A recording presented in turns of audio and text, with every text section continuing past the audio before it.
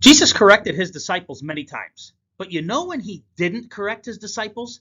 When he taught about eating his flesh and drinking his blood. Let's take a look.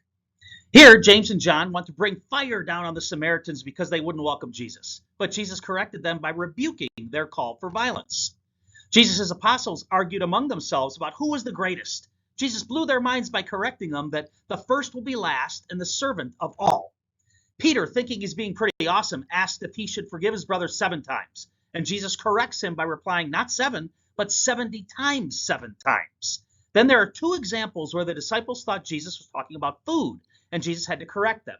First, here, when Jesus said to beware of the yeast of the Pharisees and Sadducees, he wasn't talking about food, but of their teachings. And again, in John chapter 4, verses 31 to 34, when Jesus spoke of food, but when his apostles thought he spoke of something to eat, Jesus corrected them by stating that the food he was speaking of was about doing his Father's will. Compare that to Jesus and the bread of life discourse in John chapter 6. In that, Jesus says to his disciples, they must eat his flesh and drink his blood 4 separate times, that it is true food and true drink. And his disciples thought he was crazy, or they must have heard him wrong. Surely he would correct any misunderstandings. But he doesn't. They said, who can accept this hard teaching? And there was no correction from Jesus. In fact, he just asks, does this offend you? Yeah, he meant it, so they walked. They no longer followed Jesus. So surely now he will correct their misunderstandings, right?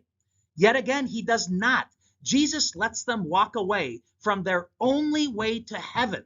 In fact, Jesus then turns to the apostles and asks them, do you want to go away also? The truth is so important to Jesus that he was willing to lose his most trusted friends, his apostles. The real presence of Jesus in the Eucharist is a hard teaching, but Jesus meant what he said. Will you leave him or stay due to this teaching? Trust in him. Trust in the Catholic Church. Holy Spirit, help us to believe.